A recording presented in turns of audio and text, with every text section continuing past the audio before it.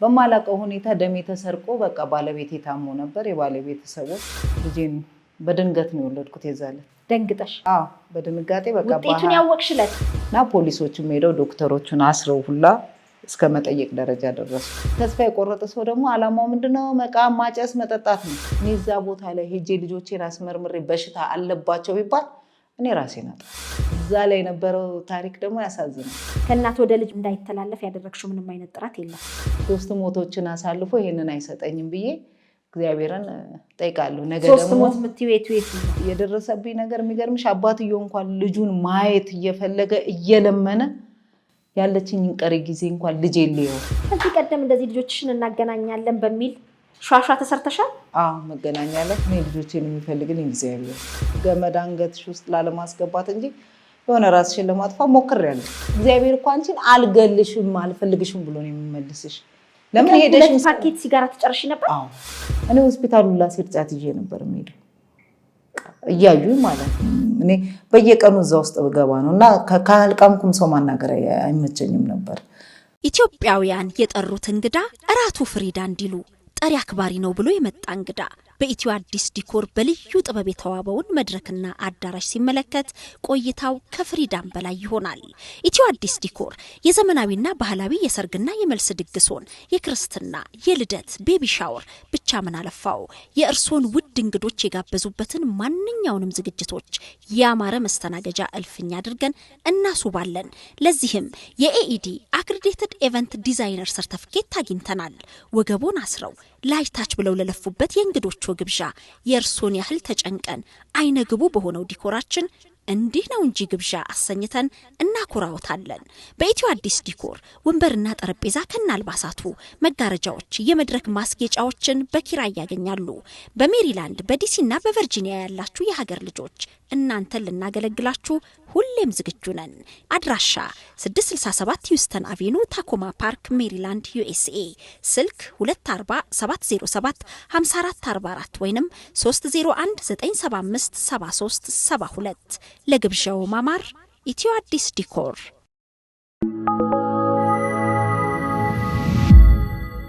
እንኳን ደህና መጣሽ። እንኳን ደህና ቆያሽ። እንዴት ነሽ? እግዚአብሔር ይመስገን። ተዋወቂልኝ። እሺ እኔ ስሜ ሰላማዊት ግርማ እባላለሁ። የምኖረው ወደ መድኃኒዓለም በፊት የምኖርበት አግብቼ ወደ አዋሬ አካባቢ ነበርኩ። ከዛ በኋላ አሁን ወደ መድኃኒዓለም ትምህርት ቤት አካባቢ ነው የምኖረው። በስራን የተቀየርሽው ወይስ የመኖሪያ አድራሻሽ የተቀየረው? አይ በችግር ምክንያት ያው ቤተሰቦቼ ጋር ገብቼ ማለት ነው። ልጆቼ ከሄዱ በኋላ ወደ እህቶቼ ጋር ተቀላቀየ ነው ወደዛ ሄድኩት። ስኖር የነበረው ግን አዋሬ ነው። ህይወት፣ ጤና፣ ስራ እንዴት ነው? ጥቂት ስለ ሰላማዊት እንወቅ። አዎ በህይወት ዙሪያ ሰላማዊት እግዚአብሔር ይመስገን። አሜን። ዋናው መጀመሪያ እግዚአብሔር ይመስገን ስላለበት ነው። ብዙ ህይወቶችን አሳልፌያለሁ። ብዙ ሞቶችን፣ ብዙ ህይወቶችን አሳልፌያለሁ። በደረሰብኝ ሁኔታ አኳያ በጣም ከፍተኛ ነበር በ98 ላይ እና እኔ ልጆቼንም ለመስጠት የተገደድኩት በዛ ዘመን ነበር። ምን ገጠመሽ? ምንድነው? በማላቀው ሁኔታ ደሜ ተሰርቆ በቃ ባለቤቴ ታሞ ነበር። የባለቤቴ ሰዎች ደሜን አስወስደው ቦርቸሌ የሚባል ካሳንቺስ ጤና ጣቢያ እና እኔ ደግሞ በቃ አላቅም ስለ እንደዚህ አይነት ስለ በሽታም ስለምንም አውቀው ታሪክ የለም። ታመሜም አላቅም እና ልጄን እርጉዝ ነበርኩ ወንዱን እና በቃ 11 ሰዓት ላይ ነው እንዳጋጣሚ በቃ እንደገጠመኝ መታ እናትየው አንቺም እሱም እንደዚህ ፔሸንት ናችሁ ተብለን ደሜን አስወስዳ ማለት እንዴት ነው? በቃ በማላቀው ማለት ለምርመራ ነው ተብሎ ደሜ ባለቤቴ ታሟል። እሱን ሆስፒታል ወስደን ነው ከዛ እና ከኔ ደም ላይ ተወስዶ አንቺም እሱም ያው ኤችአይቪ ቫይረስ አለባችሁ ተብለን እንዳጋጣሚ ሲታመም ያንቺንም የጤንነት ሁኔታ ለማወቅ አላንቺ ፍቃድ ነበር የተወሰደው? ምንም አይነት ነገር የለም። በቃ በዛ ሰዓት ምንም አይነት የተጠየቁትም ነገር የለም፣ ምንም የለም። በቃ ለሱ የሚጠቅም አይነት ነገር ነው ለኔ መስሎኝ የተመረመርኩትና በአጋጣሚ ልጄን በድንገት ነው የወለድኩት። የዛለ ደንግጠሽ? አዎ በድንጋጤ በቃ ውጤቱን ያወቅሽለት በ11 ሰዓት ላይ መታናት ሊያውም ዶክተርም አልነገረኝም። እኔ እናትየው ናት መርዶንም የነገረች። ቤት ውስጥ ቁጭ ብዬ ባለቤቴን ይዤ ከሆስፒታል መጥቼ እንደዚህ እሱ ተኝቷል መጣ እንደዚህ አለባቸው አለችኝ። በቃ ከዛ በጣም ነው የደነገጥኩት። በቃ ማለት ደግሞ ሰውም ነበረ በቃ ማታስቢው ነገር ስለሆነ ስላታመመም ስለማላቅ ምንም አይነት ግንዛቤም ስላልነበረኝ በጣም ደነገጥኩ። ሆስፒታል ገባው። በቃ እዛን ወለድኩ። ከዛም ደግሞ ወርሽ ደርሶ ነበር።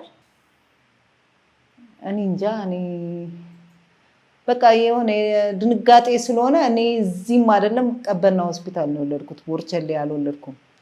እና ከወለድኩ በኋላም ብዙ ጫናዎች መጡብኝ። በቃ ቤት አትገባም፣ ልጇን ይዛ የትም ትድረስ ምናምን። 2 ልጆች ነው ያሉኝ። ከዛ በፊት የ4 ዓመት ልጅ አለችኝ። አትገባም ተባለ። ሆስፒታል 3 ቀን የተኛሁት እና አርብ ገብታ ያዋለደችኝ ሐኪም ሰኞም ስትመጣ እዛው ነው። ጠይቀኝ ሰው የለም፣ ያይን ሰው የለም። እና እኔም ደግሞ መስሎኝ የነበረው እንደዚህ የራሴ የሰራሁት ቤት ነው። እዛ ግቢ ውስጥም ቢሆን ራሳችን ሰርተን ራሳችን እንችለን ነው የምንኖረው። እና እንደዚህ አይነት ነገር አልጠበቅኩም። ስወጣ ግን ከሆስፒታል በቃ ሰዎች መጡ። ይዘውኝ ሲወጡ ስል በቃ ቤታችን አትገቢም ተብለሻል፣ እንደዚህ አይነት ችግር አለ፣ ንብረቱንም ምኑንም አልሰጥም ብላለች። ስለዚህ በቃ እኛ ጋር ነው የምታርፊ ብሎ ሰው አሳረፈኝ። ባለቤትሽ እሱ በሞትና በህይወት በቃ እኔ ወልጄ የ10 ቀን ልዩነት ነው ህይወቱ። እኔ በወለድኩ የ10 ቀን ልዩነት ነው እሱ የሞተው። እና በወቅቱ በቃ በጣም ተረብሼ ነበረ።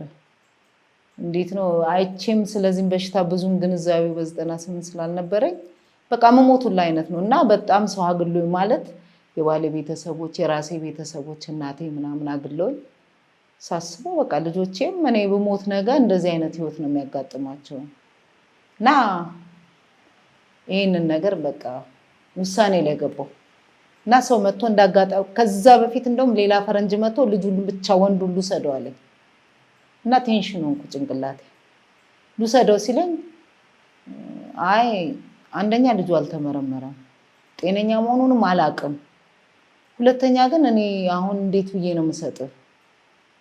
አልሰጥም። እኔ በዚህ ሰዓት አሁን ምንም አይነት ነገር መወሰን አልችልም ብዬ በቃ ያንንም ሸኘውን። የመጀመሪያ ልጅሽ ነበር ወንዱ? እሱ ሁለተኛ ልጄ ነው። የመጀመሪያ ልጄ ሴት ናት፣ ያብስራ ናት። እሺ። እና እንግዲህ የመጀመሪያ ልጄም እንግዲህ በዛ ሰዓት በሽታ ቢታወቅ ልጆቼ ራሱ ጤነኛ ይሆናሉ ብዬ የሚልም ግምት አልነበረኝም በውስጤ። ለምን እንደዚህ አይነት ነገር ሲኖር ጥንቃቄ ላታረግ የምችው ነገር አለ፣ ከልጅሽ ጋር በአንድ እግሮሽ የምትጠቀሚው አይነት ነገር አለ። እና በቃ በዛ ወቅት ላይ ያኔ ባዋሪ ህዝብ ነው በቃ እዚህ ደረጃም እዚህ እስካሁን እስትንፋስ የሚቆመው። እውነቴን ነው። ደግፈውሻል። በቃ በእነሱ ምክንያት እዚህ ደረጃሻለሁ። እዚህ በቃ እነሱ አቅም፣ ጉልበት፣ ብርታት ሆኖ ማለት ነው። ከሌ ተከሌ ብልሽ ስመጥራት ይሆናል ድፍኑን ማለት ነው። ሁለት ቀበሌ ያዋሪ ህዝብ ተመስገኑልኝ እያልሽ ነው። በቃ ከዳር እስከ ዳር 18 ቀበሌ 14 ቀበሌ እኔ ገበያው በቃ በዛ ምክንያት ላይ በቃ እንደ አደባባይ ላይ ወጣሁት እኔ ለመጀመሪያ ጊዜ። በዛ ወቅት ሜዳ ላይ ነበርኩኝ እና በቃ የሆነ ማለት ጥሩ ኑሮ ኖሮሽ ስትወድቂ ደግሞ ከባድ ነው። ህመሞች መጡ። የኔ መጨናነቅ ህመሞች መጡ። በሰው ተደግፈሽ ነው። እጄ ላይ 5 ሳንቲም የለም። እኔ ለወልድ ሆስፒታል ሄድኩ። የልጄን ልብስ እንኳን አልያዝኩም። መጨረሻ ላይ ነው በቃ እሱም እየደከመ እኔም እንደዚህ አይነት ነገር ሲያጋጥመኝ ነው በቃ እኔም አላቅም።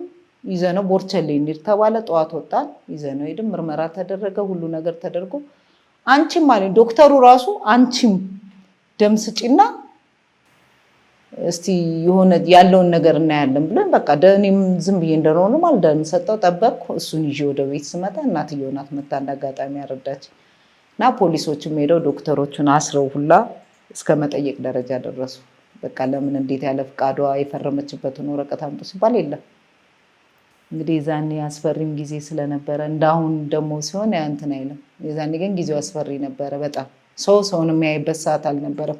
ቴንሽን የሚያደርግበት ሰዓት ነበር እና በጣም እስከ 2000 ድረስ እኔ እውነት ለመናገር ራሴን ለማቋቋም አልቻልኩም።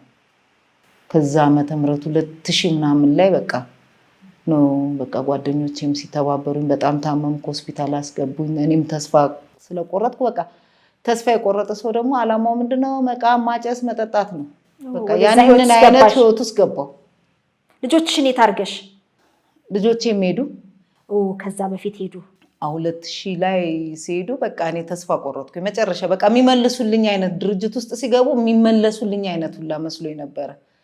ከዛ ልጆቹ ሲሄዱ በቃ እኔ ከዚህ በኋላ እንደማልኖር ስለማቅ ለምንድን ነው ለእኔ መኖር የሚያስፈልገው ብዬ በቃ እንትን ስል ጭራሽ ስታመም ጓደኛዬ አዋሪ ሰው ተባብሮ ሆስፒታል ራስ ደስታ አስተኝተውኝ አሳክመውኝ ምናምን ከዛ ወጥቼ እንደዚህ አይነት ነገር ማድረግ የለባትም ዶክተሩም እየመከሩ እየተመላለሱ በቃ ዶክተሮቹም ብዙ ተባብሮኝ መድኃኒት መጀመር እንዳለብኝ መድኃኒት ጀምሬ ህይወት እንደምቀጥል እና ያለውን ነገር እንደምትኖሪ በቃ ህይወት እንደሚቀጥሉላ በቃ በምክር እስካሁን ድረስ ማለት ነው። እኔ ራስ ደስታ ነው የምከታተለው እስካሁን ድረስ ነው በቃ ምክር አገልግሎታቸው ያልተለየ እና በሰው ነው እዚህ ደረጃ የደረስኩት። በዛ ወቅት ግን ያው እንደዚህ በሽታውንም ባላቀው ግን ያው ልጆቼን ለመስጠት እኔ ለልጅ ተብሎ ዋጋ ይከፈላል። ግን በዛ ሰዓት እኔ በቃ ተስፋ ነው የቆረጥኩት። እንደዚህ ሰው ከጠላኝ ልጆቼ እንደዚህ አይነት ችግር ካለባቸው እኔ እንዴት ነው ቆም የሚሄደው? እና በዛ ወቅት ደግሞ እዛው አካባቢ ላይ የሚገርምሽ መንታ ተወልደው እንደዚህ አይነት ኬዝ አለባቸው ሲባል እኔ በቃ የዛን ጊዜ በቃ መንፈሴ ሁላ ተጨነቀ እና ውጪ ሊሄዱ ቤተዛታ ሄድን አይሆንም አሉን። ዘውዲቱ ሄድን አይሆንም ብሎን አርሾ ነው የሚመረመሩት ተባለና አርሾ 2 ሰዎች አብረውኝ ሄዱ። እኔ አልኳቸው እኔ ከዚህ በኋላ አቅሜ መጀመሪያ ሲያሳምኑኝ ራሱ የዶክመንት መጥቶ ልጆቹ ሊሄዱ መመርመር አለባቸው ሲባል እኔ ይሄን የምቀበለው አቅም የለኝም እናንተ ተባብራችሁን ከሆነ ነው። እኔ እዛ ቦታ ላይ ሄጄ ልጆቼን አስመርምሬ በሽታ አለባቸው ቢባል እኔ ራሴን አጠፋለሁ ማሳደግ ስለማልችል ከራሴ አልፎ ሌላ ልጆችን እንደዚህ ህይወት አበላሽቼ የተበላሽ ህይወት ማየት ስለማልፈልግ እንዲህ ናቸው መባልም ስለማልፈልግ ራሴን አጠፋለሁ አልኳቸው። በቃ በዚህ ኃላፊነት ወስዳቸው አብረን እንሂድ። እውነትም በጣም በዛ ላይ የነበረው ታሪክ ደግሞ ያሳዝናል ማለት በቃ ለራሴ እስካሁን እና በቃ ውጤት እስከሚመጣ ድረስ በጣም ተጨንቀሽ ነው እንደ ራሴ እንደዚህ በግልጽ አይደለም እና ዶክተሮቹ ሲመላለሱ ያለው ልጆቼንም እኔ ቁጭ ብዬ እንደዚህ ደም አላሰጠውም ጓደኞቼ ናቸው ይዘዋቸው የገቡት። ከመጣ በኋላ ግን በቃ እኔ የሆነ የሚተላለፍም ስለመሰለኝ ዛሬውኑ ወደሚሄዱበት ድርጅት ይሄዱ አልኩኝ።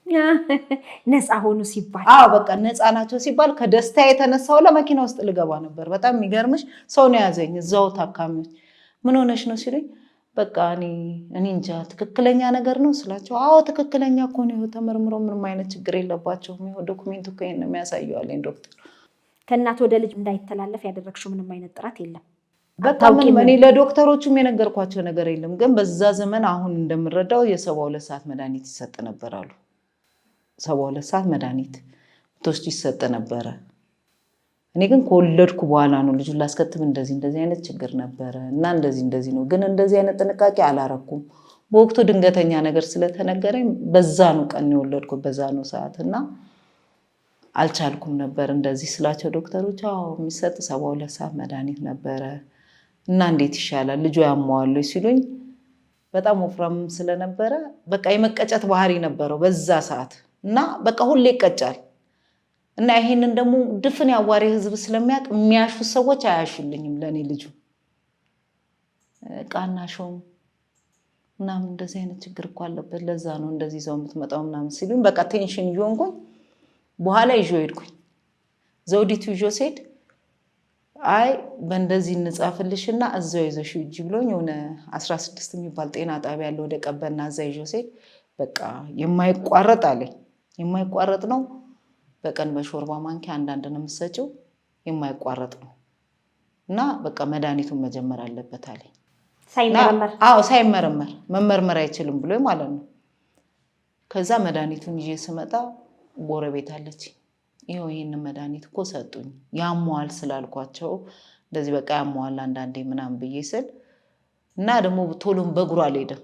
አሁን የሱ ተናናሾች ሲሄዱ እሱ ሰውነቱን ግዙፍ ስለነበረ በቃ ያ ነገር ውስጤ ስለነበረ መድኃኒቱን ይዤ ስመጣ አይወስድም አለች። ከዛ እቺን ፌደራሏን እንትን ስል ኧረ በተአምር ልጁ ጤነኛ ነው አይወስድም ምን ሆነሽ ነው ሲሉኝ አይ መድኃኒት መውሰድ አለበት አንደኛ 3 ቀንም ቢሆን ጡት አጥብቼዋለሁ በራሴ ምኑንም ግንዛቤው ስላልነበረኝ ይሄ ልጅማ እንደዚህ አይነት ችግር ይኖራል ምናልባት የሴቷን አላቅም እንጂ እሱ ችግር ይኖርበታል ብዬ ስላቸው ምንም አይነት ችግር የለበትም ብለው መድኃኒቱን ጣሉት እና ለማስመርመር እንኳን የሚሆን ጊዜ ያው ለመስማት ስለሚከብድ ማለት ነው። እነዛን ልጆች ደግሞ ሳይ በጣም ስለሚያመኝ በቃ መንታዎቹን ማለት ነው። ሳይ በጣም ስለሚያመኝ በቃ የኔም ልጆች እንደዚህ ናቸው እና ሴቷን ልጄን ባለቤቴን ወልጄ ስለነበረ እዛ አያቷ ቤት ስለነበረች ለእናቴ አደራ ሰጥቷት ነበረ። በቃ በህይወት ካለው ልጄን ትመልሽልኛለሽ፣ ከሞትኩ ግን አንቺ ጋር ትደግ ብሎ ሰጣት እና እናቴ ጋር ነበረች። ከዛ እኔ እናቴ ጋር ሄጄ በቃ ማለት የልጄን ሳሳድግበት የነበረው ህይወት እዛ አልነበረላትም። እኔ በጣም ብዙ ለፍቼባታለሁ በልጄ። ይሄንንም ዋጋ የከፈልኩት በልጄ ምክንያት ነው እና እዛ ሲሄድ ልጄ እየተጎሳቆለች ነው። ሳናግራቸውም ጥሩ መልስ አልሰጡኝ። በቃ እኔ ልጄን መውሰድ እፈልጋለሁ ስለ አይ እኔ ባደራ በሱ ጅን የተሰጠችኝ አልሰጥሽም አለች እናቴ። ነው እሺ የተጎሳቆለች ትኑር እስካለሁ አሁን በህይወት እስካለሁ እስከምቆይባት ሰዓት ዛሬም ልሞት እችላለሁ፣ ግን የልጆቼን ነገር ሳላስተካከል አልሞትም፣ እግዚአብሔርም አይገለኝም ብዬ ያቺን ነገር እንዳጋጣሚ ደግሞ ይሄ እድልም ሲመጣ በሰው ነው የመጣው። እኔም እንዲህ ዘላቂ ህይወትም ይኖራል ብዬ አይደለምና የባሌ ዘመድ ሚስት ናት። እንደዚህ ነበር ሰላም ያንቺ ያምሻል እንደዚህ አይነት ነገር አለ እና እዚህ ድርጅት ውስጥ ይግቡ እናት አለ የሚባል ድርጅት አለ፣ ከቀበሌ ደብዳቤ ጽፈን እናስገባቸው፣ ሄደሽ እንደልብሽ ታያቸዋለሽ ስትለኝ እንደዚህ ይሻላል ማሳደጊያ ቢገቡ ምንም አይሆንም ስላት አይ ምንም አይሆንም አለች። ሄደሽ እንደምታያቸው ስትለኝ እዚህ ጨርቆስ አካባቢ ነው በቃ ከዚህ ከቀበሌ ጨራረስንና ወስደን ለነሱ ሰጠናቸው። እነሱ ደግሞ የውጭ እንትን እድል አግኝተውላቸው ነበርና ተጠርተን ፍርድ ቤት ላይ ተጠራው። በዛ ሰዓት ደግሞ አይኔን ታምሜ ነበር፣ አይኔን አውሮኝ ነበረ የበሽታው እንትን ስለሆነ አንድ አይኔ እንደዚህ ታውሮ ነበር በዛ ወቅት ላይ እና በቃ ፍርድ ቤትም ቆሜ ስናገር በቃ አይኔን ስለታመምኩ የማውራትም አቅም አልነበረኝም እና በቃ እሺ ብዬ ነው እንትን ያልኩት። በቃ አይቻ 4 ዓመት አምጥተን እናሳይሻለን ምናምን የምትለዋን ነገር እንጂ ከዛ ውጭ የማውቀው ነገር የለም። ምንድነው ወላጅ የላቸውም በሚለው ነው? በምንድን ነው የሄዱት? አባት የላቸውም፣ አባታቸው ሞቷል። ያው በራሴ እንዳለው እናት ብዬ ነው ከቀበሌ አጽፌ ደብዳቤ ይዤ ሄድኩትና ያው እዛም ድርጅት ሲገቡ ሄጄ ያለው ያሳዩኛል እስከነበሩበት ሰዓት ማለት ነው። ሊሄዱ ሲሉ ግን ያው ፍርድ ቤት ተጠራው። ፍርድ ቤት ቃሌን ጠየቁኝ። ለመስጠት ፈቃደኛ ነኝ ሲሉኝ አዎ። ልጆቹን ለመስጠት ፈቃደኛ ነሽ? አዎ ለመስጠት ፈቃደኛ ነኝ። ለምን ለሀገር ውስጥ ጉዲፈቻ ሰጪም ሲሉኝ ለሀገር ውስጥ ጉዲፈቻማ ከሆነ ራሴ ማሳድጋቸው ነበረ።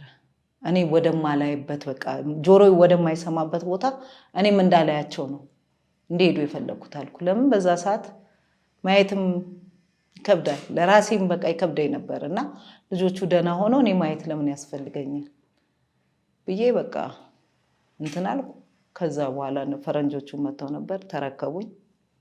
ሲሄዱ ማታ 6 ሰዓት ትሸኛለሽ አሉ። አይ እኔ ማታ 6 ሰዓት የመሸኘት አቅም የለኝም፣ ምናልባት ሀሳቤ ልቀይር እችላለሁ፣ ሰው ነኝ። በቃ በትክክል ነገርኳቸው፣ ሀሳቤ ልቀይር እችላለሁ፣ ልጆቼን እየሸኘኋቸው ነው። መስጠቴም ደግሞ አናዶኛል። ያው ግን ማንም የለም፣ እኔ ብሞት ማንም እንደማይጠብቃቸው ማንም እንደማይሰበስባቸው አውቃለሁ፣ ከቤተሰቦቼ ጀምሮ ማለት ነው የነበረብኝ ጫና። እናቴም እንደዚህ አይነት ነገር ነው ሲባል አላውቃትም ያለች እና የትስ ይዘሻቸው ትቀመጫለሽ? ያም እኮ ለጊዜያዊ ነው፣ አራስ ስለሆንኩ ነው አስጠግተው ያኖሩ።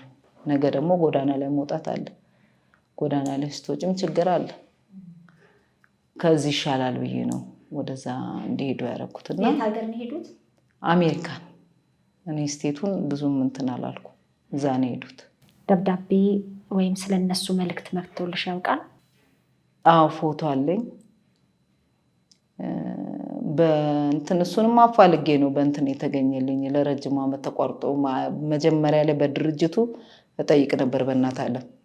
ከዛ እሱ መንግስት ወስዶታልና ድርጅቱ ተዘግቷል ተብሎ በሴቶችና ህፃናት በጣም ከረጅም ዓመት በኋላ ያው ተስፋ ላለመቁረጥ ብዬ እና ለእድሜ እግዚአብሔር ከሰጠኝ ለምን ልጆቼን ፈልጌ ማግኘት አልችልም? እኔና ለእድሜ እኮ እንዲኖረኝ የሚኖረኝም አልመሰለኝም እውነት ለመናገር። ይናል ጊዜ ኖሬ ይናል ጊዜ እንደዚህ ብዬ እኔ ከ2 ዓመት የበለጠ እድሜ የሚኖረኝም አልመሰለኝም በወቅቱ ማለት ነው በደረሰብኝ ነገርና ሳስበው ይህን ያህል እግዚአብሔር ያኖረኝ ነበር። ለምን ልጆቼን ሰጠው? በአሁኑ ሰዓት በጣም ጥያቄ የሚሆንብኝ ይሄ ነው። እና በቀደም የሆነ የመኪና አደጋ እንትን ብሎኝ እግዚአብሔር አምላክ ልጆቼን ለማሳየት ቃል ስሰጣቸው አንተን ቃል ጠይቄ ነው የሰጠኋቸው። ልጆቼን ሳታሳይ ልትገለኝ ነው ብዬ እስካሁን ድረስ እንትኑ ይመጣል ሹፌሩ በጣም እንደ አጋጣሚ ከፒያሳ ወደ መድኃኒዓለም እየሄድን ሰባራ ባቡር ጋር ሲኖትራክ ነው ትልቅ ሲኖትራክ በግን እግዚአብሔር ማንም ሰው አልተጎዳም። ግን መኪናውን ጎርቶታል። ከዛ ውስጥ ሰው ይተርፋል የሚባል አልነበረም። ግን ያው እንትን አለን እግዚአብሔር አትርፎኛል። ይሄን ዓለም እድሜ ሰጥቶኛል። 3 ሞቶችን አሳልፎ ይሄንን አይሰጠኝም ብዬ እግዚአብሔርን ጠይቃለሁ። ነገ ደግሞ 3 ሞት የምትይው የቱን ነው? አዎ በፊት ደረጃ በቃ እንደዚህ ሆስፒታል ከአንድም 3 ነው የገባሁት። በጣም ሲዲፎር ያልቁ በጣም የሚያስጠላ ህይወቶች ላይ ነበርኩኝ እና እግዚአብሔር ደግሞ ይሄን ደግሞ የመኪና አደጋ ያው እግዚአብሔር ይሄንንም አሳልፎኛል። ነገም ደግሞ ልጆቼ ነው ያለው ለእግዚአብሔር የጠየቅኩትን ጥያቄ አንድ መልስ እንዲመልስልኝ እጠብቃለሁ። እስካሁን ግን ከእግዚአብሔር ጋር ደህና ነኝ። ስራም ባይኖረኝ ያው ሬጂስታንስ ደመሻትሽ ይሆናል። የስንት ዓመት ናቸው ልጆችሽ? ሲሄዱ ትንሹ እኔ እንግዲህ ድርጅት ውስጥ ሳስገባ 1 ዓመት ልጅ ነበረ። ሲሄድ ግን የ2 ዓመት ልጅ ሆኖ 1 ዓመት እዚህ ቆይቷል። 1 ዓመት ቆይተዋል። ሴቷ ደግሞ የ5 ዓመት ልጅ ነበረች። ስለዚህ አሁን እንግዲህ በነገርሽን ጊዜ መሰረት ስናሰላው ሴቷ ወደ 21 ዓመት ወንዱ ወደ 18 ዓመት ሆኖ ማለት ነው። አሁን ሴቷ ልጄ ጥቅምት 21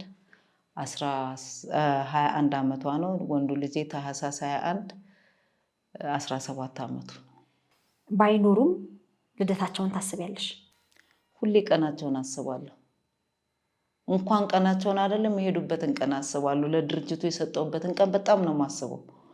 ታህሳስ 3 ነበር የዓመቷ ባታ ማርያም ነበረችና ለድርጅቱ መስጠት ሲገባኝ ከምርመራ ማረገው ይዛለት ነበረ እና በቃ እግዚአብሔር አምላክ አልኩኝ እንደፈለክ አርጋቸው ብዬ ባታ ግቢ ወስጄ ጸበል አጠጥቻቸው ነው ወደ ምርመራው ይዣቸው ሄድኩት። በቃ ከሆነም ይሁን ካልሆነም አይሁን በሚለው በቃ ገብቶሻል። ያው ተስፋ በዛ ነው በውጤት ነው ተስፋ የሚገኘው። ነፃን እስከዛ ድረስ ግን የነበረው ለ1 ዓመት ከምናምን ያው ህይወት ከባድ ነበረ። ልጄ ጡጦ ተጠቃሚ ነው። ሰው ቤት ይዤ መሄድ አልችልም። ያስፈራ ነበር። ከባድ ጊዜ ነበር። እንደዚህ በነፃነት ሰው ቤት የምትሄጂበት ሰዓት አይደለም። ራስሽን ወደ አደባባይ በማውጣትሽ የኤችአይቪ ቫይረስ በውስጥሽ መኖሩ መታወቁ በባለቤትሽ ቤተሰቦች በራስሽ ቤተሰቦች የፈጠረብሽ ተጽዕኖ አለ። ግን ደግሞ ወተሽ ይሄንን ነገር ስትናገሪ ይሄን ያወቁ ሰዎች ሲያገሉሽ የነበረው ነገር እንዴት ነበር? ማለት በዛ ወቅት ላይ አደባባይ ላይ ስለሆነ የነበርኩት እንደዚህ በቃ አደባባይ ህዝብ ከቦኝ ነው ያለሁት። የማርያም አራስ ናት እንዲናት ብሎ ሰው እንደውም የበለጠ ትብብር ነው ያደረገልኝ። የዛ አካባቢ ሰው መግባት ሳትችይ ስትቀሪ ውጪ ላይ ሆነሽ ነው ሰው በቃ ውጪ ላይ ጥላ ይዘውልኝ ምናምን ነው ቁጭ ያልኩት እና ልጄን አራስ ነው ደም ነው የሚቀይረው ልብስ እንኳን ቤት ውስጥ ያለው ከዛ በሆስፒታል በተጠቀለለ በ3 ቀን ነው ጨርቅ ያለው እና ልብስ እንኳን የለውም። የሚገርምሽ የባሌ የሱ ዘመድ ናት። እንደውም ለሱ ጡጦ ልትገዛ ወተት ጡጦ መልመድ ነው ያለበት ጡት እንዳይጠባ ተብሎ ጡጦ ለመግዛት እሷ ናት በቃ በከፍተኛውን ነገር የተሯሯጠችለት እና አንዱም እሷ በእኔ ምክንያት ወንዙን ላወድቃለች። በጣም የሚገርምሽ ወንዙ ውስጥ ወድቃ እግሯን ለተወሰነ ጊዜ ተጎርታ ነው የምትኖረው እና በጣም አስቸጋሪ ነበር የደረሰብኝ ነገር። የሚገርምሽ አባትየው እንኳን ልጁን ማየት እየፈለገ እየለመነ ያለችኝ ቀሪ ጊዜ እንኳን ልጄ ልየው እና ብዙ ይከብድ ነበር። ብዙ ፈተና ብዙ ውጣ ውረድ አሳልፈሻል። ልጆችሽን ወይም ከልጆችሽ አሳዳጊዎች ምን አይነት መረጃ አለሽ? ልጆችሽ በምን አይነት ሁኔታ ላይ እንደሚገኙ ያለሽ መረጃ ምንድን ነው? ይህንንስ የሚመለከት በምን እንዲያግዝሽ ትፈልጊያለሽ? እኔ ከልጆቼ ምንም አልፈልግም፣ እግዚአብሔር ይመስገን። እኔ ልጆቼን ብቻ ነው የምፈልገው። ማለት የሆነ ይስጡኝ አይደለም፣ አሳድገዋል። ከኔ የበለጠ እነሱ ለፍተውባቸዋል። እኔ አምጬ በመውለድ ሊሆን ይችላል። እነሱ ለፍተው ዋጋ ከፍለውባቸው አሳድገዋቸዋል። ልጆቹን ለእኔ ይስጡኝ ሳይሆን ቢያንስ በአይኔ ቢያሳዩኝ የሆነ ተስፋ እንዲኖረኝ። እኔ አሁን በወረቀት የሚደርሰኝ ነገር እዚህም የምናቀናብረው ነገር ስለሆነ እኔ አሁን የወረቀት ነገር የመረጃ ነገር እኔ ምንም እንትን አይለኝም፣ አላሳመነኝም። እና ድምፃቸውን እንኳን አሰምተውሽ የሆነ እንትን ብለውሽ ቢሆን ደስ ይለኛል። ግን ምንም አይነት መረጃ የለም። እንደውም አሁን ጭራሽ ምንም አይነት መረጃ የለም። በቃ መቼ ነው ላንቺ መረጃ የደረሰሽ? 2008 ከ6 ዓመት በፊት። እነሱ አሳዳጊዎቹ ራሳቸው ናቸው ይላኩልሽ? አዎ ማለት እነሱ አላኩልኝም፣ በእንትን የተገኘልኝ ሴቶችና ህፃናት ሄጄ እዛ በጣም ረጅም ጊዜ ተመላልሼ እንደውም በጣም እኔ ጋ የሌለ ዶክሜንት ሁላ ሲጠይቁኝ ነበር። ከድርጅቱ ጋር ዶክሜንት አልመጣልኝም በጣም እና ተስፋ ባለመቁረጥ ነው እዛም የተመላለስኩት ለረጅም ጊዜ በቃ ተስፋ። ከዛም በሰውም ሞከርኩ። በሰውም ደግሞ አሜሪካ ላይ የሚሞከር አይደለም እና ሰዎች ሳነጋግር እንደዚህ እስቲ አድራሻቸውን እንሰጣቸዋለሁ ዶክሜንት ልክላቸዋለሁ፣ ግን አይ የሚሆን ነገር ስላልሆነ ሰዎቹም ስልካቸው ራሱ ከዛ ላይ ወስደው ሲደውሉ ፋክሳቸውን ሲጠቀሙ ኢሜላቸውን ሁላ ሰረዙብን ብለውኝ በቃ ምናልባት ልጆች አንድ ነገር ሆኖ እንዳይሆን እንጂ ሰው ነጭ እንግዲህ እንደምሰማው ቤተሰብ ያሳያሉ ልጆቻቸውን እንደዚህ ወላጆቻቸውን ያስተዋውቃሉ ነው። እነሱ ምናልባት እርዳታ ምናምን ከሆነ እግዚአብሔር ይመስገን ዛሬ የምረዳበትን ጊዜ አልፌያለሁ። ለራሴ መስራት አያቅተኝም። አቅሙ አለኝ፣ ሙያውም አለኝ፣ እሰራለሁ። ግን ልጆቼን ማየት እፈልጋለሁ እንደ እናት። ፎቶ ይዘሻል? አዎ የልጆቼን እስቲ ያሳይን። አንቺ ጋር ያለ መረጃ ምንድነው? ከዚህ ቀደም እንደዚህ ልጆችሽን እናገናኛለን በሚል ሿሿ ተሰርተሻል? አዎ መገናኛለን። እስቲ ምንድነው? እንዴት ነው? እንደዚህ ዶክሜንት በስልክ ነው እንደዚህ ሰው ስልክ ሰጥቶኝ የተሳሳሰቱኝ አላውቅም እና ዶክሜንት ይዘሽ ነው ያሉኝና ዶክሜንታቸውን ይዤ ስሄድ እንደዚህ ይዤ ነው የሄድኩትና በቃ መገናኛ የሆነ ካፌ ውስጥ ቁጭ ብለን እኔ አሁን ቅድም እዚህ ጋር መጥቼ እንትን ሲለኝ በቃ ያ ነገር ትዝ ስላለኝ ነው ወደ አንቺ ስልክ የደወልኩት። ለምን መጥቼ አይ ነገር ፊልም ነው ማለት ነው ልጠንቀቅለም። ለነገሩ ምንም አልያዝኩም ከስልክ ውጭ እያልኩኝ ነበረ እና ይዤ እንደዚህ ዶክሜንቱን እያሳየሁት ነው የሚገርምሽ እያሳየሁት እንደዚህ እንትን እያልኩ ኪሴ ውስጥ ያለው 500 ብር ነው እና ኪሴ ውስጥ ሳይሆን እንደዚህ ስልኬ ውስጥ ነው ከጀርባው ማረገው እንደዚህ ሳንቲም መታወቂያ ምናምን ነበረኝ እና አሳየሁት። አየው ዶክሜንት እንደዚህ ወረቀት ነበረ ኮፒውን ነው ይዤለት ሄድኩት። ያዘው ስልኬንም እዛ ላይ ሳምሰንግ ነበረ ገና እንደመጣ ጓደኛዬ ከውጭ አምጥታኝ የሰጠችኝ። በቃ መጣው ምናምን አለና ዶክሜንቱን እያየ ስልኩንም ምኑንም እንደዚህ ይዞታል እና መሄድ አልመሰለኝም። ባያው የለም ፎቶንም ይዞት ሄዷል። ምኑም በቃ ምንም እጄ ላይ የለም። ምሳፈርበት እንኳን የለም። አሁን እዚህ ጋር ሰውን ብለምን ያሳፍራል። ከዚህ አስኮ በእግሬ አልሄድም። እዚህ ጋር ሰው ብጠይቅ በጣም ነው የሚያሳፍረው።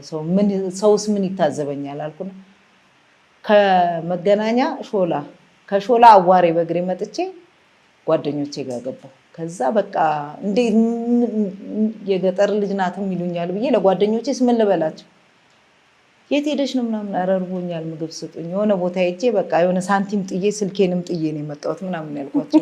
በቃ ይሄን ማውራት ራሱ በቃ ሼማ ያስያዘኝና በጣም ተናድጄ ነበር። የሚገርምሽ በጣም በቃ ማለት ለምን እንደዚህ አይነት ነገሮችን ዶክሜንቱንስ ባይኖረኝስ እንዳለስ ቢሆን ይዤ ሄድኩት በሚለው በቃ ተጠራጥሬ ፈጣሪ ልጆችሽን ለማገናኘት ያውቃሽ። እስቲ ያለውን ፎቶአቸውን ያለሽን መረጃ እናድርግና እዛ ያሉ ኢትዮጵያውያን በሚችሉት ድርጅት ውስጥ እዚህ ሀገር ሆና ነው። ሴቷ ልጄ ናት። ይሄኛውም ትንሹ ልጄ ነው። በቃ በዚህ እድሜ ነው እዛ የገባው፣ በዚህ እድሜ ነው እና ሞግዚት ናት። እዛ የያዘችው ሞግዚት ናት። በዚህ እድሜ ነው በቃ እዛ ውስጥ የገባው ውስጥ። ግን ይሄ ፎቶ የተላከልኝ ያው እነሱ ወስደውት ከአሜሪካን የላኩልኝ ከውጭ የተላከልኝ ፎቶ ነው እና ይሄም ለራሳቸው እዛው ያስነሱት ነው ድርጅት ውስጥ እዚህ ጋር እና እዚህ ጋር ደግሞ እንዳጋጣሚ ታምሜ ነበር። ለራሴም ማስታወሻ ይሆነኛል ብዬ። አንቺ ነሽ? አዎ በጣም ታምሜ ስለነበረ አይኔም ብዙ እንትን አይልም ነበርና ፎቶን ግዴታ መነሳት ነበረብኝ። የሚሄዱበት ወቅት ነበረ ወደ ውጭ እና ግዴታ መነሳት አለብሽ ተብዬ ነው አብሬያቸው የተነሳሁት በዛ ሰዓት። ይሄም እነሱ ድርጅት ውስጥ ነው፣ እነሱ ናቸው ከዛ የላኩልኝ። ይሄኛውም ደግሞ የራሳቸው ፎቶ ነው። እነሱ ናቸው። ከፍ ካሉ በኋላ አለሽ?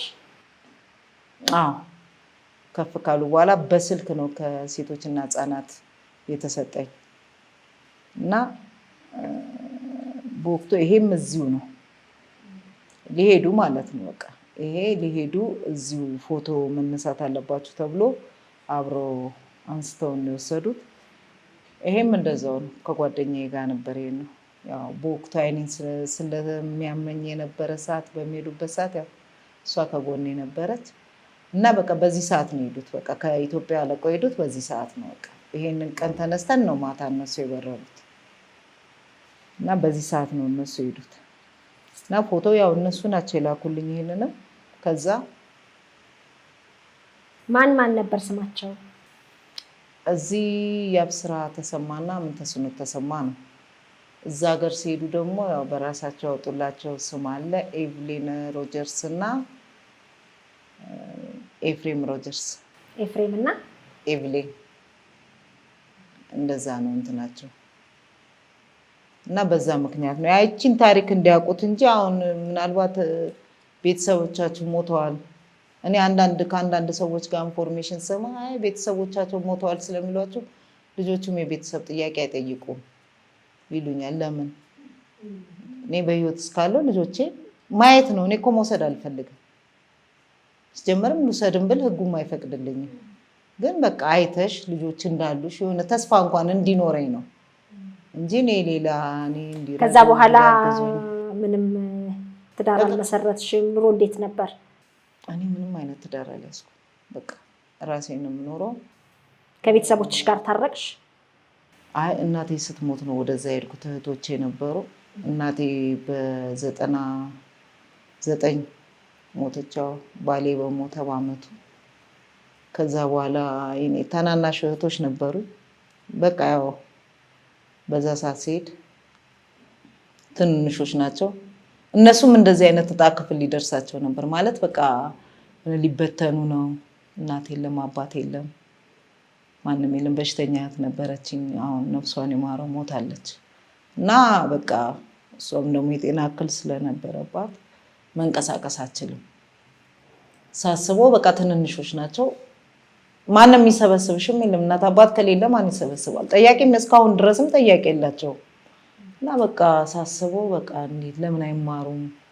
አሁን እነሱም ድርጅት ሊገቡ ነው፣ እንደኔ ልጆች ጎዳና ላይ ሊወጡ ነው ወይስ ማንም የሚሰበስባቸው በሚለው በቃ እናቴ ከሞተች በኋላ እኔም ቢሆነ ብርታት ብቻ አገኘው።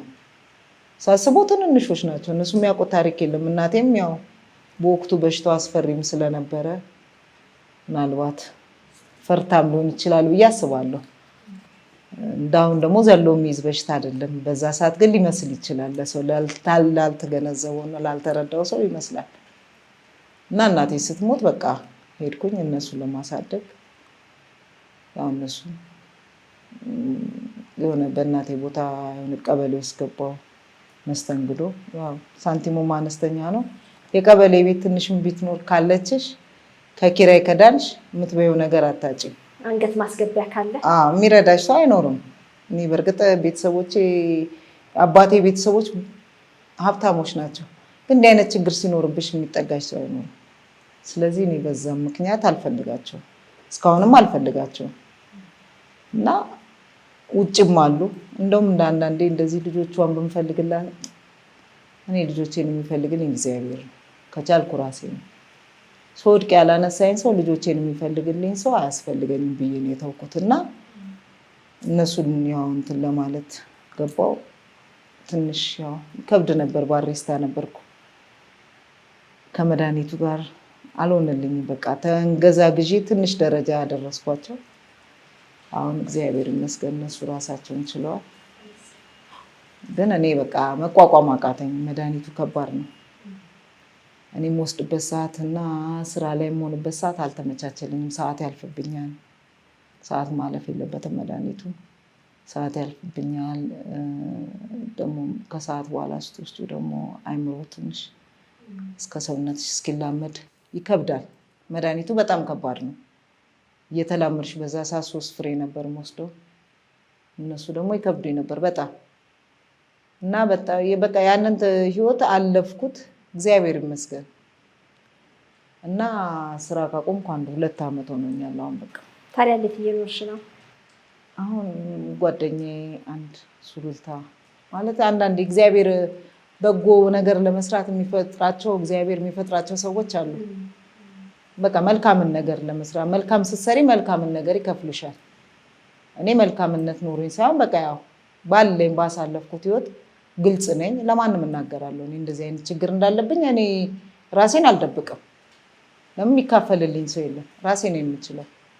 እና እንደ አጋጣሚ በሆነ ተዋወቀን በዛ አካባቢ በቃ ረጅም ጊዜ ስንጓዝ በቃ ይሄ ስራ አያስፈልግሽም አለች። ኮሮና ሊገባ አካባቢ ነው እና ኮሮና ገብቷል።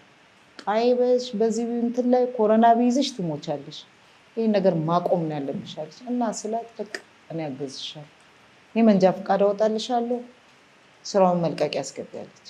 ኧረ ተይ ይሄ ነገር እውነት ይሆናል አልኳት። ለምን ከዚህ በፊትም መንጃ ፈቃድ አወጣልሻለሁ ብሎ የሰወደኝ ሰው ስለነበረ ስራ አስትቶኝ አላመንኳት።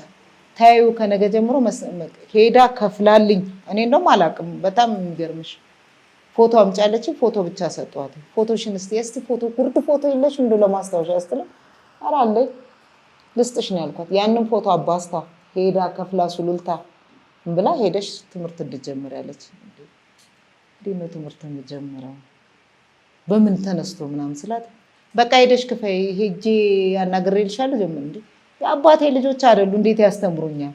ገንዘብ ሳይከፈል የሚያስተምራለ እንዴ ስላት ከዛሬ ጀምሮ ስራ አቁመሻል፣ ይሄንን ነው የምታወጪው አለችኝ። እግዚአብሔር ይመስገን እስከ 4ኛ መንጃ ፈቃድ ያዝኩኝ በሷ ብርታት።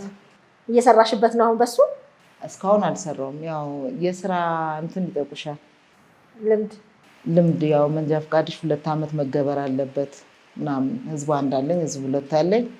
ያው አሁን ሰኔ ላይ ስለምገብር ከዛ በኋላ እንግዲህ ሰረገላም ጠይቄያለሁ፣ አንዳንድ ቦታም ጠይቄያለሁ። አንበሳም እየሞከርኩ ነው። እግዚአብሔር ደግሞ ስራና ልጅ የሚሰጥ እግዚአብሔር ነው ይባል። እውነት ነው። እግዚአብሔር የፈቀደው ነገር ሁሉም ነገር ይሄንንም እድል የሰጠኝ እግዚአብሔር ፈቅዶ ነው እንጂ እንደዚህ አይነት እድል አሁን እዛ ሀገር ደውዬ እዚህ ጋር ለመድረስ እግዚአብሔር ነው ይሄንንም ፍቃድ ያደረገልኝ። በእግዚአብሔር ስም እናንተንም አመሰግናለሁ። ያዋሬነስ ከሚገባው በላይ እኔ ዝቅም ቁጭም ብዬ ነገም ከነጎዳም ማለት ነው በህይወት እስካለው ያዋሬ ህዝብ ልጆቼ ያንን ታሪክ እንዲያውቁልኝ እፈልጋለሁ። እኔ አላቃቸውም፣ ከቤት ወጥቼ አላቅም፣ እውነት አላቃቸውም። በማህበራዊ ኑሮ አላቃቸውም፣ ከቤት ወጥቼ አላቅም።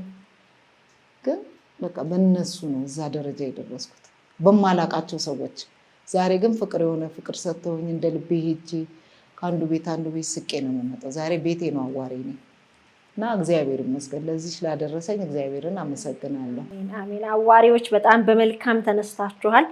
በአዋሪና በአካባቢዋ የሚገኙ ነዋሪዎች እውነት ይሄ መልካምነታችሁ ቤቶቼ የእናቴ ማለት እናቴ በወቅቱ ብትሳሳትም ነፍሷን ይማር። እንግዲህ የተሳሳተችበትን ነገር አላውቅም። ልጇን የምትወደኝ ልጇን መወዳት እናቴ ናት። ግን ይህንን ክስተት ምን አይነት ሴጣን መሀላችን ገብቶ አላውቅም እንዳለችኝ አላውቅም። ግን እሷ አስቀምጣልኝ ደግሞ የሄዱ ጎረቤቶቼ እግዚአብሔር ይመስገን ራሷን ተከታልኝ ነው ሄደችው። እውነት እግዚአብሔርን ነው የምልሽ። እኔ በጣም ማለት ጎረቤት ሳይሆን እናት፣ አባት፣ እህት፣ ወንድሞቼ ናቸው ለኔ። እኔ አሁን ስመጣ አልነገርኳቸው። በጣም የሚገርምሽ የት ነሽ የት ሄደሽ ነው የሚባለው። ከእንቅልፌ ተቀስቅሼ ነይ ቁርስ ብይ የሚል ጎረቤት፣ ቡና ነይ ጠጪ የሚል። አሁን ስራ የለኝም የሆነ ማህበራዊ ኑሮ ሲያጋጥመኝ ከደረሰብሽ ፈተና ይልቅ ማማረርን ሳይሆን አመስጋኝ ነሽ እንደማይሽ። ለምን ይችን ሰዓት ሰጥቶኛል እግዚአብሔር። ጓደኞች አልፈዋል፣ ማቃቸው ብዙ የሄዱ ጓደኞች አሉ። ተስፋ የሚያስቆርጥበትን ጊዜ አለፍኩት። ለምን ሞትን የምፈልግበት ሰዓት ራሴን ለማጥፋት በቃ ራስሽን ገመድ አንገትሽ ውስጥ ላለማስገባት እንጂ የሆነ ራስሽን ለማጥፋት ሞክሬያለሁ። ብዙ ነገሮች በሱስ ውስጥ ቀን ቅመሽ አጭሰሽ 2 ፓኬ ሲጋራ አጭሰሽ ጠጥተሽ ተስፋ ቆርጠሽ በቀን አንዴ በልተሽ እግዚአብሔር ያንን በቃ እኔ እንደውም ጓደኞቼ ምን ይሉኛል፣ እግዚአብሔር እኮ አንቺን አልገልሽም አልፈልግሽም ብሎ ነው የሚመልስሽ። ለምን ሄደሽ ፓኬት ሲጋራ ተጨርሽ ነበር? አዎ ከማንም አልካፈልም። የሚገርምሽ ነገር ከየት ታመጫለሽ ሲጋራውን መግዣ? ስልጠና እንሰለጥናለን። አበላለ እርዳታዎች ነበሩ የዛኔ ስንዴ ምናምን አንዳንድ ፈንዶች በወቅቱ በቃ እንደዚህ አይነት ነገሮችን ተጠቃሚ አድርገውኛል። የአካባቢ ሰዎች ስንዴዎች ነበሩ፣ እሱን ትሸጫለሽ። አንዳንድ ደግሞ እንደዚህ ከእድርም ከምንም እርዳታ ቀጥታ የሚረዱ እርዳታ ድርጅቶች ነበሩ። እዛ እስከነበርኩበት ሰዓት ማለት ነው። ቤት ማጣት እንጂ እኔ አዋሬ ላይ መኖር የምፈልግበት ሰፈር ነው። በቃ መኖርም መሞትም የምፈልግበት ሰፈር ነው። ተወልጄ ያደኩበትን ሰፈር ንቄው አይደለም፣ ግን ለእነሱ እምላቸዋለሁ እኔ ሬሳዬ እንዲወጣ የምፈልገው ከአዋሬ ነው፣ ከአዋሬ ህዝብ ጋር እውነት። ለምን የአዋሬን ህዝብ ከሌ ተከሌ ብዬ ጠርቼ ማመስገን አልችልም። በቃ በወቅቱ ማለት አንዱን ጠርተሽ አንዱን አለማመስገን ነው የሚሆንብኝ። አንድ ላይ ባረገው ይሻለኛል ብዬ ነው። እና ከሱሱ ግን ወጣሽ ቶሎ? ስንት ዓመት ሱስ ውስጥ ነበርሽ?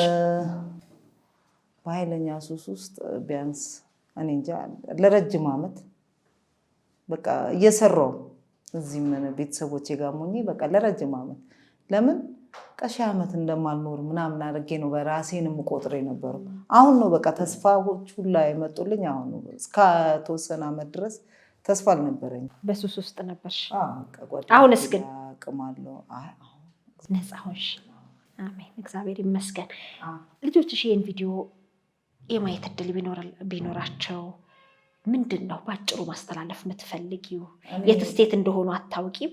ስማቸውን ከነ ፋሚሊ ኔማቸው ወይም ከነ ቤተሰብ ስማቸው አድርገሽ ጥቀሽልኝና። ስማቸው በዛ በሚጠሩበት ከሆነ ኤፍሬም ሮጀርስ፣ ብሌክ ሮጀርስ ነው የሚለው። ኤቭሌን ብሌክ ሮጀርስ፣ አሳዳጊዎቻቸው ሮጀርስ እና ጄኒፈር። አባቶቻቸውን ስም ብዙም እንትን አላልኩም። ሴቷ ማን ነው ስሟ? ኤቭሊን። እና እዛ ነው በቃ እኔ ማወቅ የሚፈልጉት ነገር ቢኖር እንኳን ነገ እኔ ታሪካቸውን ሳያውቁ፣ በእርግጥ ታሪካቸውን ሳያውቁ አይቀሩም። ሀገራቸው ላይ መጥተው ቤተሰብ ቢፈልጉ ብዙም ሰው ሊነግራቸው ይችላል። እኔም ባልነግራቸው ቤተሰብ እህቶች የሚነግሯቸዋል ከተገናኙ ማለት ነው፣ የሚያውቁት ነገር ካለ። ግን እኔ እንደሚመስለኝ ወላጅ የላችሁም አብዛኛውን ጊዜ ይሏቸዋል ነው ያሉኝ። እኔ አሁን ትፈልግልኝ እዛ ልትተባበረኝና ይሄንንም አድራሻ የሰጠችኝ ሰው አለችና ብዙ ጊዜ እንደዚህ ነው የሚሏቸው። ስለዚህ ልጆቹ ቤተሰብ የመፈለግ አቅም የላቸውም። እኔ ደግሞ አባታቸው እንዴት እንደሞተ እንዴት እንደሰጠኋቸው ምን አይነት ህይወት እንዳሳለፉ እንዲያውቁ ፈልጋለሁ። እና ነገ አድገው ከኔ በለጠ የተሻለ ህይወት ኖሯቸው ለኔ ሳይሆን ይሄንን ውለታ ለነሱ እዚህ መድረስ ለከፈለላቸው ዋጋ አልሰው ያንን ውለታን ባይመልሱ ቴንኪዩ ትልቅ ነገር ነው ለሰው መተው በእናንተ ምክንያት እዚህ ደረጃ ደረስን፣ ይሄን ህይወት እናታችን እነዚህ ቆየች ይሄንን እንዲሉ እንዲያውቁ እንጂ እኔ አሁን ከሰው ድጋፍ እርዳታ ምናምን እግዚአብሔር ይመስገን መስራት እችላለሁ። እና እግዚአብሔር የተመሰገነ ነው። አሜን።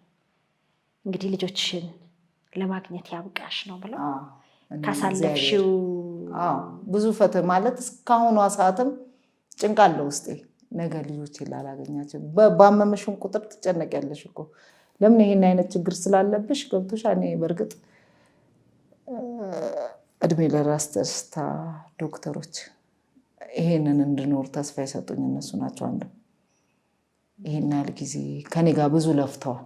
እኔን አሳምነው እኔን ህይወት ውስጥ ለመመለስ እኔ መድኃኒት ተጠቃሚ ለማድረግ ብዙ ለፍተውልኛል። በቃ ለማሳመን ብቻ ከ6 ወር በላይ ለፍተዋል ከኔ ጋር አሳምነውኝ። እኔ ከአንዳንድ ሰው የምሰማው መድኃኒቱ ቶሎ የመግደል ባህሪ ያለው ምናምን ነበረ እና በቃ እንደ ቤተሰብ አጎቴ በቃ ቤተሰቦቻቸው ላይ በእንደዚህ አይነት ኬዝ እንደሞቱ እያሳመኑኝ እንዲህ መጠጣት እንደሌለብህ እንደዚህ አይነት ነገሮች እኔ ሆስፒታሉ ላ ሲርጫት ይዤ ነበር የምሄደው እያዩኝ ማለት ነው። ኧረ ተይ አንቺ ልጅ ምናምን